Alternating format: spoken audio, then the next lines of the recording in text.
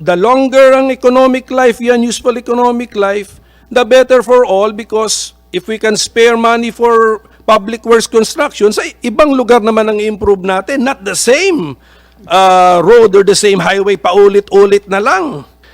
Kasi itong reklamo na ito, siyempre ang nagre-reklamo dyan ay meron pang fresh sa memory niya na kagagawa lang yan eh. Kagagawa lang yan eh, gagawin ulit. So ang question ko rito, when there is a public works like roads, what are the warranty periods? And also for bridges, I raised this last year, the collapsing bridges. So what are the rules on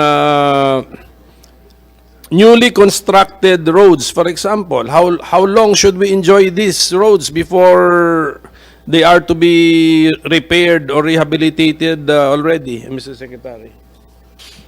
Again, roads are designed in terms of the cumulative axle, the pavement po.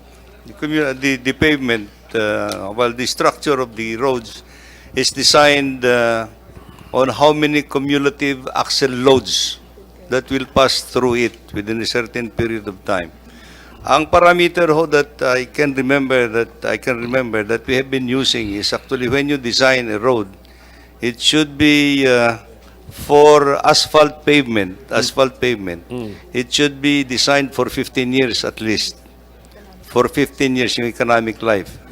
But depending on the number of axle loads that will pass through it.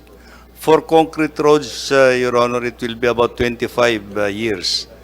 Again, it is also designed in the cumulative axle loads that will pass through it. For bridges, I think it should be, again, about 25 to 30 years. But hindi ho yung axle load ang pinagbabasehan to. It's actually the gross vehicular weight that passes through it over the years. Now, To 30 sa bridges? yes, 25 to 30. 30 years. Yes, years. Years, Your Honor.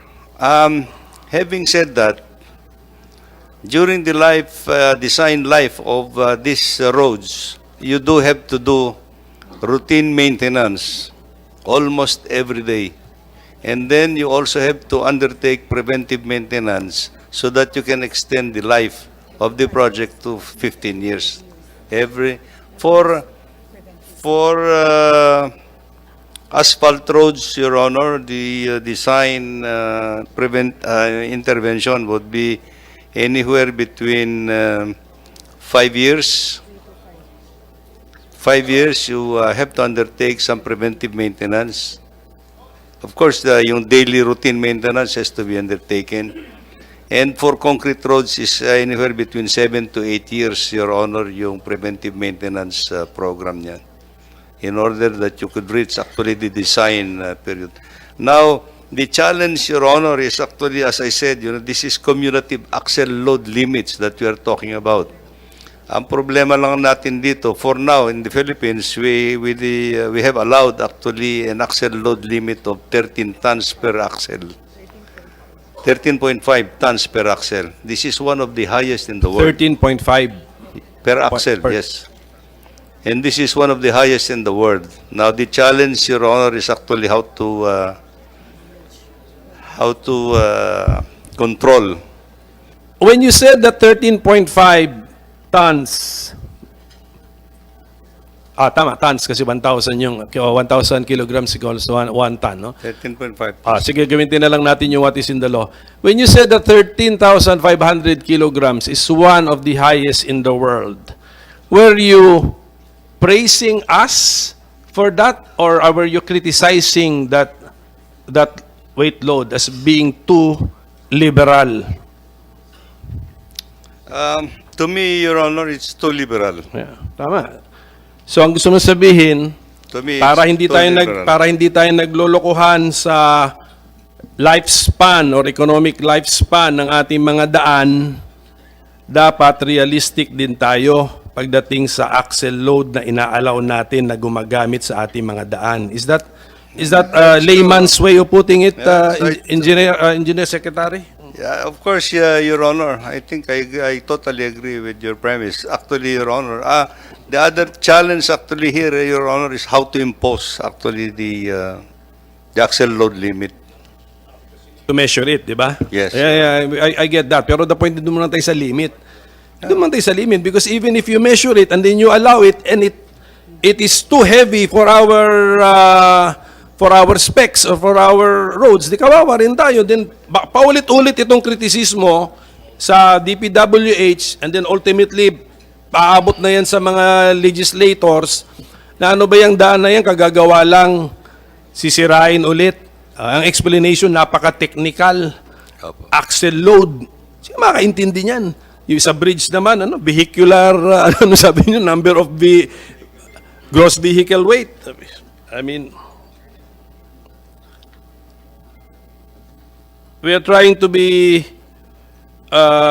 very practical na in our approach and I hope my colleagues will share this approach na ano na tayo, value for money na tayo. We have no time to waste. We have no resources to waste actually. Sa pagkakaintindi ko, ito yung ang total budget yata natin ngayon for next year pala is 5.7 trillion. Tama ba? What's the bottom line? Can you give me bottom line figures? 5.7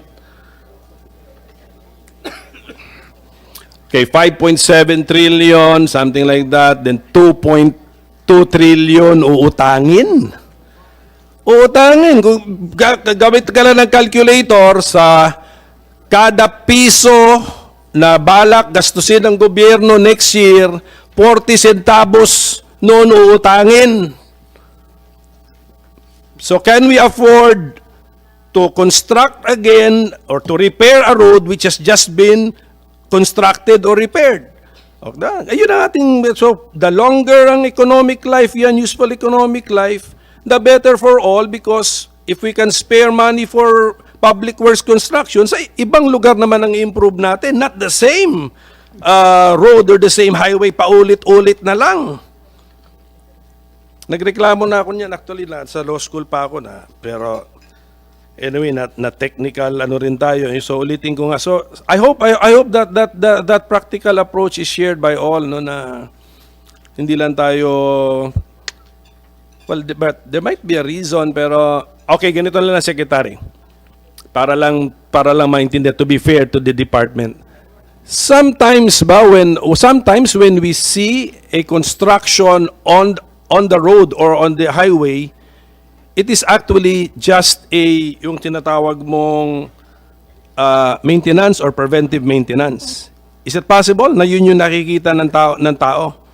It's not really a reconstruction or overhauling or of the road or the highway, but just a preventive maintenance. Yung sinasabi mo na para may periodic period. Before you answer, Sec, I just want to acknowledge the presence of our Senate Chair of Migrant Workers and Energy, Senator Raffy Tulfo.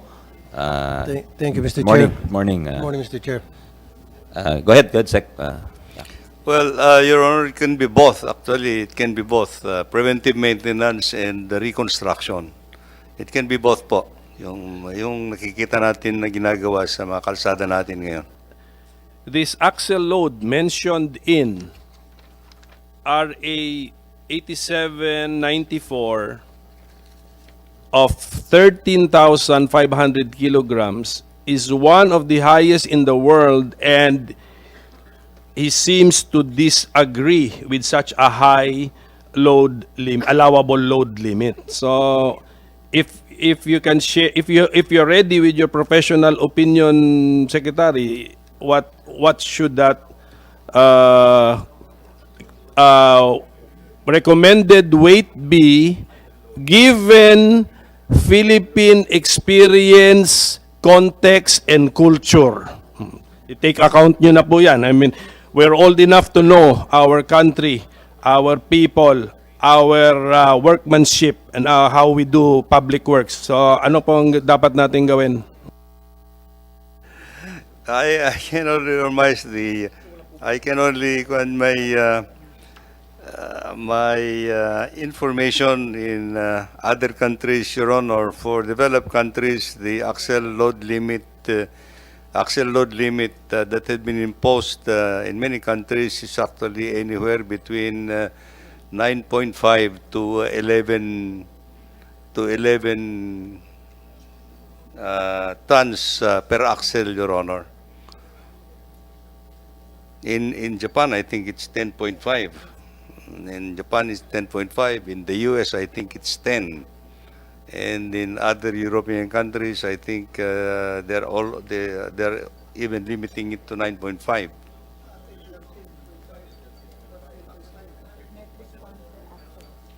Tons per axle, Your Honor. I think the other issue here is the penalty. The penalty imposed actually is outdated, to my opinion, Your Honor. In what sense? They would rather pay the penalty than They would than follow the law. Siguro. Ah, okay. Thank you.